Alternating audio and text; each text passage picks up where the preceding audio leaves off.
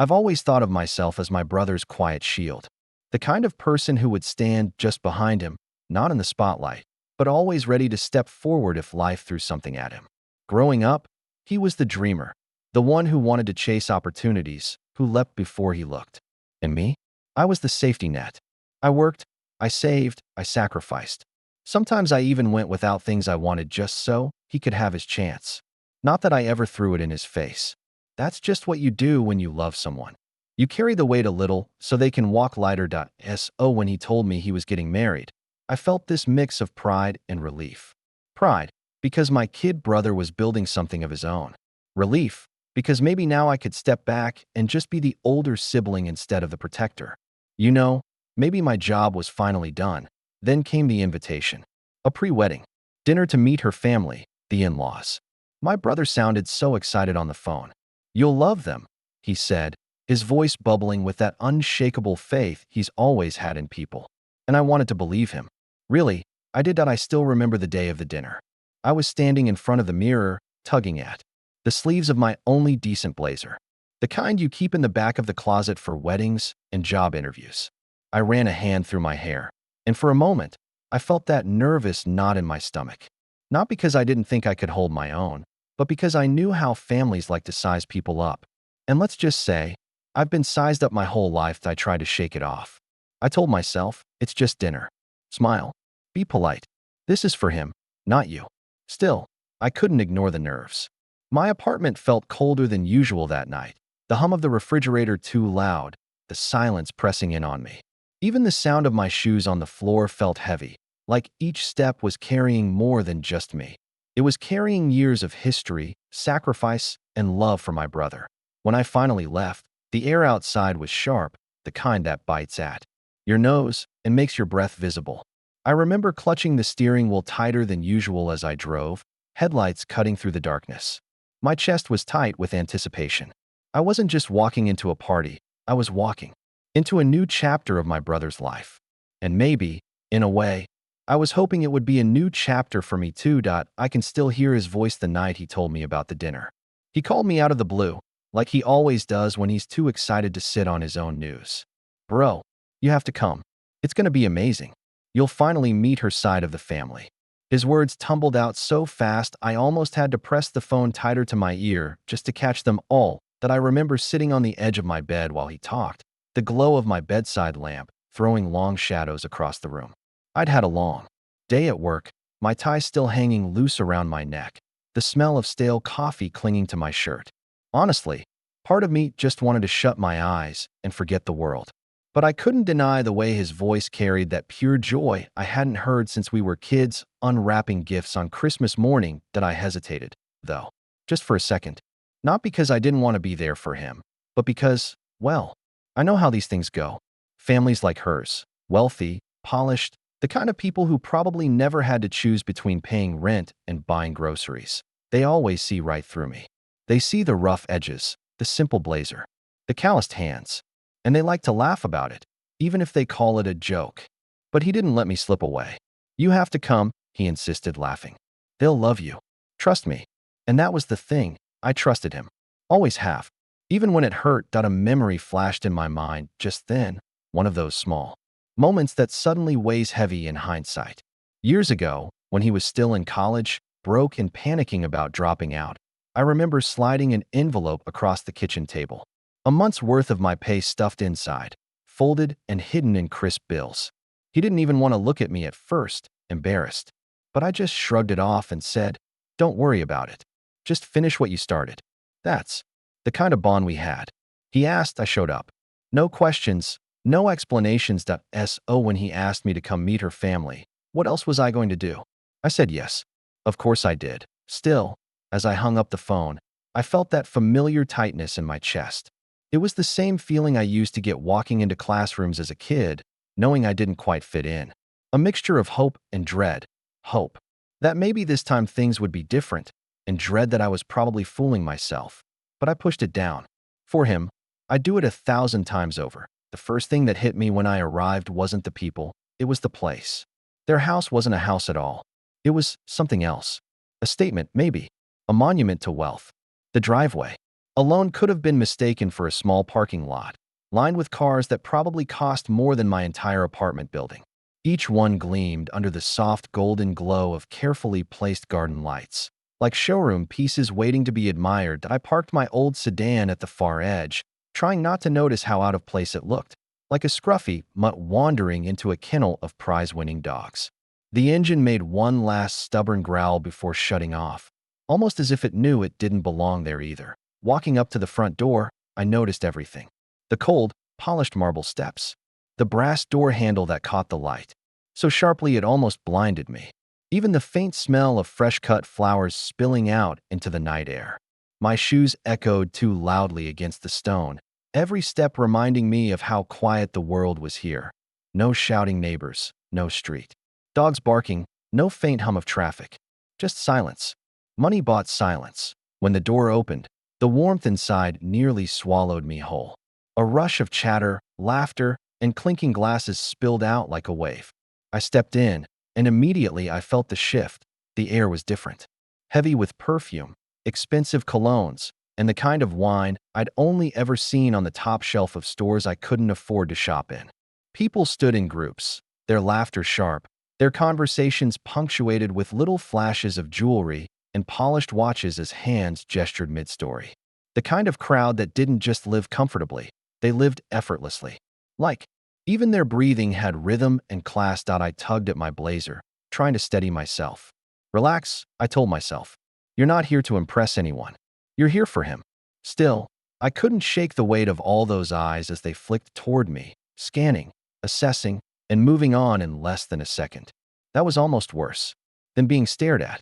To them, I wasn't worth more than a passing glance. I caught sight of my brother across the room. He looked different here, lighter, almost glowing, like he belonged in this world in a way I never could. He waved, his smile bright and eager, and for a second, that melted everything else away. But as I made my way toward him, weaving past clusters of people I'd never seen before, I couldn't ignore the whispers that trailed me. Not loud enough to hear, but just sharp enough to feel. That subtle shift in tone when someone's trying not to laugh out loud. That little spark in the corner of their eye. I told myself I was imagining it.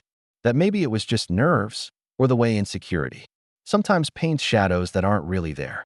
But deep down, I knew better, because I've walked into rooms like this before. And I've learned, some people don't need words to make you feel small. It didn't take long. The first laugh always comes quicker than you expect. I was standing near the buffet table, a glass of something sparkling in my hand. Not champagne, at least not the kind I'd ever had before. My brother had just stepped away to introduce the bride-to-be to some relatives, so I was left alone, scanning the room, pretending I was interested in the little mountains of food I couldn't even name. That's when I caught it. A whisper, a chuckle. Someone behind me muttered, "Looks like the security guy wandered in." And the small circle of people burst into laughter. It was light, polished laughter, the kind that's practiced, like they'd been raised on it. I froze for a second, then forced a smile as I turned around, like maybe they'd include me in the joke. But of course, they didn't. Their eyes slid past me, wine glasses clinking, and the moment was over for them. For me, it stuck like glass in my throat. Another one came not long after. A woman, dripping in diamonds, leaned into her friend just loud enough for me to catch. "He looks like the kind of guy who'd fix your car, not sit at your dinner table." Her friend laughed, covering her mouth, eyes darting toward me. I wanted to say something sharp, but instead, I just nodded like I didn't hear, like I wasn't even there. Funny thing is, I've done that my whole life. Pretended not to notice, pretended not to care. Flashback. I'm 12 years old, sitting at the school cafeteria. A group of kids is laughing at my hand-me-down sneakers, the soles already peeling. I keep my head down, poking at my food, pretending there. Words bounce right off me. But years later, I can still remember the way it felt, that burn in my chest that no one else could see. That same burn came back in that glittering dining room. Every little joke chipped at me. Someone else asked if I always looked so serious, or if I just didn't know how to smile. Another man leaned in with a smirk and said, "Don't stand too close, he might scare the kids." The worst part? My brother heard some of it, and he laughed along. Not cruelly, not with malice, but with that nervous chuckle people do when they don't want to make a scene. He brushed it off, like it was all harmless. But to me, it felt like a knife. I held the glass tighter, the stem pressing into my palm, grounding me. I told myself to stay calm, to breathe, to not ruin his night. But each laugh rang louder in my head than the last, until the entire room felt like it was built on the sound of it, and I couldn't help but think, maybe this is what I was invited for. To be the punchline. At first, the jokes were scattered, slipping out between glasses of wine and polished smiles. But then they found a name for me. And once a name sticks, it doesn't let go. It started with one of the bride's cousins. A tall guy with too much cologne and the kind of smirk that made you feel like he was always in on a joke you weren't. He squinted at me from across the room and said, "Man, you've got this intimidating vibe. Like, look at him. Doesn't he look like he's ready to interrogate someone?" Everyone laughed. The kind of laughter that swells and waves, feeding off itself until it feels like the whole room is in on it. The Intimidator. Someone else chimed in, raising their glass like they'd just discovered gold. And just like that, I wasn't me anymore. I wasn't my brother's older sibling, the one who held him up when he fell, the one who sacrificed so much so he could stand where he was tonight. I was the Intimidator. A caricature. A joke. I forced a laugh, because what else was I supposed to do? Pretend it didn't sting. Pretend the word didn't wrap itself around my throat, squeezing tighter each time it was repeated. Careful. The Intimidator's watching you, one of the ants whispered, making her friends burst into giggles. Another man leaned close to my brother and said, "You sure you want this guy at the wedding? He might scare the bride away." I smiled, but inside, I could feel something crack. And here's the thing, it wasn't the first time I'd been labeled. All my life, people have mistaken my quiet for coldness, my seriousness for arrogance. Teachers used to say I looked like I didn't care.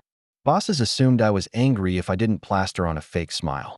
Even as a kid, my parents would sometimes call me the brooding one, like my very existence was some kind of mood they had to tolerate. But Intimidator, that one hit different. Maybe because it wasn't about me, not really, it was about the way they wanted to see me. They weren't laughing at who I was. They were laughing at who they decided I must be. I caught my reflection in one of their polished mirrors, the chandelier light catching half my face, shadowing the other. And for a moment, I almost believed them. Maybe I did look like the villain of the room, the outsider, the one people laugh at when they don't know what else to do. But then my eyes shifted to my brother. He was laughing too, not cruelly, not to hurt me, but he didn't stop them either.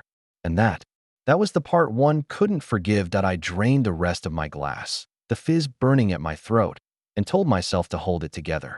Not here, not now, not in front of them, but deep down, I knew the night wasn't done with me yet. It's funny how a moment can start as nothing and end up being the thing that unravels you. For me, it was a single laugh, sharp, loud, crueler than the rest. I was standing near the edge of the room, trying to disappear into the wallpaper, when one of the uncles clapped a hand on my brother's shoulder and said, "You better keep him away from the wedding photos. He looks like a bodyguard who lost his job."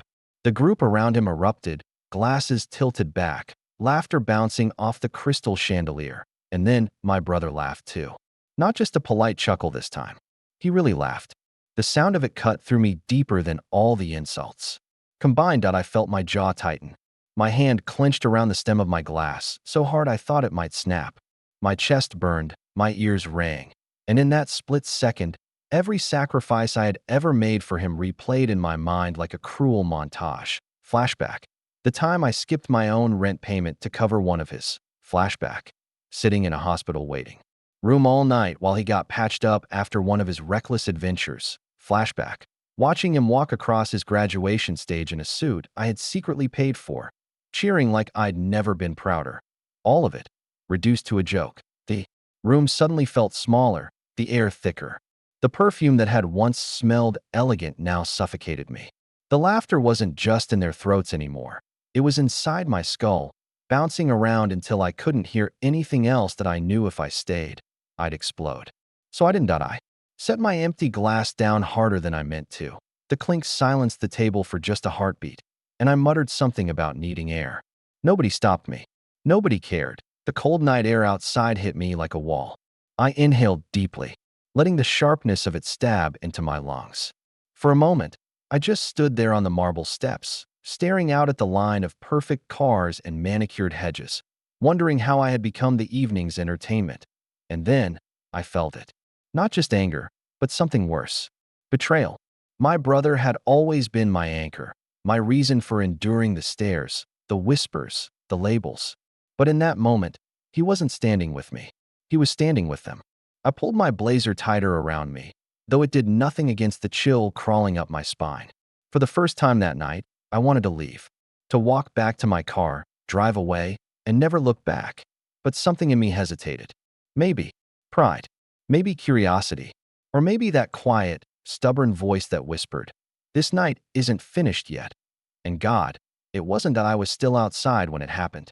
The cold air had numbed my hands, and I could feel the heat of the party spilling faintly through the cracks of the door behind me. I should have left right then, climbed into my beat-up car, and driven as far as I could. But something in me wouldn't move. Maybe it was stubbornness.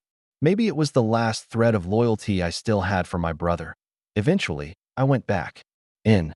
The laughter was still alive, though it had dimmed into smaller pockets now, like little fires burning in clusters around the room. I kept to the edges, trying to stay invisible, but then the energy shifted, the front doors opened again, and in walked a man who instantly commanded the space without saying a word. He wasn't loud, he wasn't flashy. In fact, his clothes were simple. A dark suit, no tie, polished shoes. But it was the aura he carried, the kind of presence that made the air itself go still for a second that I didn't know who he was at first. The room, however, did. Conversations stuttered, laughter softened, and suddenly people who had been leaning against walls were straightening their backs. Some tried to look casual, but you could see it in their eyes. They knew he mattered that I watched him scan the room with calm, measured eyes. Not in a judgmental way, but as though he was quietly taking stock of everything. He didn't rush to greet anyone. He didn't demand attention. And yet, everyone's attention was already his. Someone whispered, near me, just loud enough to catch. That's him. The uncle. The one with the money. The billionaire uncle. Of course. I'd heard about him in fragments. The mysterious backbone of the bride's family. The one who'd built an empire from nothing. The kind of figure people spoke of with equal parts awe and jealousy. And now he was here, walking through the room like he was just another guest. Though every eye tracked his movements that I expected him to drift toward the center, where the real conversations were happening. Instead, his gaze moved slowly and landed on me. For a moment, I froze. His eyes held mine, not cold, not harsh, but curious, studying, like he could see past the blazer, past the tension in my jaw, past the role I'd been shoved into tonight, that I felt my pulse quicken. Around me, I could sense the confusion ripple through the others. Why was he looking at me? The billionaire uncle kept walking. And with each step, I realized something. The balance of the room was tilting. The laughter, the whispers, the mockery. All of it felt like it was holding its breath, waiting to see what he would do next. And I had no idea that in a few seconds, everything was about to flip. He didn't stop until he was standing right in front of me. The billionaire uncle. The man everyone in that room seemed to orbit around. And there he was, close enough that I could see the faint lines at the corners of his eyes, the calm steadiness in the way he carried himself. For a second, I braced myself for another insult. Maybe he'd heard the nickname. Maybe he'd join in. Part of me was already preparing to laugh it off, to play the role I'd been shoved into all night. But then, he did something I'll never forget. He bowed. Not a polite nod. Not a half-hearted tilt of the head. A full, deliberate bow. The room fell silent. The kind of silence that makes your ears ring. Forks froze mid-air. Wine glasses hovered just before lips. Even the music seemed to fade into the background. Everyone was staring, their laughter from earlier caught in their throats. I blinked. Confused, sure I was misreading the moment. But then he spoke, his voice calm and steady. I've heard about you, he said. Your reputation. The sacrifices you've made. The way you've carried your family. That deserves respect. The words hit me harder than the insults ever could. My throat tightened, my chest heavy. Respect. That word I hadn't heard in this house all night. And from him, of all people, the billionaire uncle, the man they all admired, the man they all wanted approval from, was bowing to me. I didn't know what to do. My hands felt awkward at my sides, my face hot. Part of me wanted to step back, to deflect, to say he must be mistaken. But another part of me, a deeper part, wanted to let that moment stand. To finally feel seen. I glanced around the room. The same faces that had been laughing at me minutes before now looked stunned, even embarrassed. Their smirks had vanished, replaced with wide eyes and clenched jaws. My brother, standing a few feet away, looked like the ground had just disappeared. Beneath him, for once, I wasn't the joke. I wasn't the intimidator. I was the one being honored. And the weight of that turn, the irony of it all, nearly brought me to my knees. Because the truth is, I didn't need the billionaire uncle's respect to know my worth. But watching the people who had torn me down fall silent in his presence, that was something I'll never forget. It wasn't revenge. It wasn't triumph. It was something quieter, heavier. Like the universe had leaned in and whispered, "They were wrong about you." The silence didn't break right away. It lingered, thick, awkward, almost suffocating. I stood there, feeling every set of eyes on me. The billionaire uncle still upright now, his expression calm, unbothered, as though bowing to me had been the most natural thing in the world. Then, like clockwork, the scrambling began. Someone cleared their throat too loudly. A laugh, forced, brittle, slipped out from the corner of the room. One of the aunts tried to recover the moment by lifting her glass and saying, "Well, how about that?" Her voice cracked halfway through, and the room didn't buy it. The arrogance that had filled the air earlier had drained out, leaving behind something raw and exposed. The same people who had been pointing, whispering, labeling me the intimidator, now wouldn't even meet my eyes. Their gazes skittered away, cheeks flushing, smiles trembling. It was almost pathetic, watching them fold in on themselves, realizing they had laughed a little too loudly, too freely, at the wrong person. And my brother? He looked wrecked. His face was pale, his smile gone. He tried to force one back on, but it wavered, weak. I caught him looking at me, really looking at me, for the first time all night. And in his eyes, I saw it, shame. A guilt so sharp. It almost hurt to see that I wanted to hold that stare, to let him know what it felt like to be left hanging, to be laughed at while he stood by. But my chest was too heavy. My anger had burned itself out, leaving something quieter in its place. Not forgiveness, not yet, but a kind of tiredness that made words feel unnecessary. The uncle moved on, drifting into conversation with others, but the damage was already done. The atmosphere had shifted entirely. No more easy laughter. No more whispered jokes. Just a stiff politeness, the kind that comes when people realize they've been caught revealing the ugliest parts of themselves. And me? I suddenly felt hollow. You'd think I would have felt triumphant, vindicated even. They were silenced. They were embarrassed. They were forced to see me differently. But instead, all I could feel was this ache in my chest. Because respect that comes from someone else's command isn't real. It doesn't heal the wounds of betrayal. It doesn't erase the sting of your own brother laughing at you. So I just stood there, quiet, letting the moment pass. I didn't gloat. I didn't rub it in. I didn't need to. The room already knew what had happened. And in that silence, I realized something. Their laughter hadn't broken me. My brother's silence had. The party went on, at least on the surface. People tried to patch over the awkwardness with small talk, with fake smiles that didn't quite reach their eyes. Glasses still clinked, but the sound was thinner now, emptier. The glittering chandelier above seemed almost mocking, shining brightly. Over a room that had lost its warmth. I stayed for a little while longer, more out of duty than desire. My brother hovered near me, trying to bridge the gap with half-hearted conversation, but neither of us said what really needed to be said. Maybe he didn't know how. Maybe I didn't trust myself to open my mouth without letting all the hurt spill out. So we stood in that strange silence, two brothers who used to be inseparable, now separated by a single night and 1,000 unsaid words. Eventually, I left.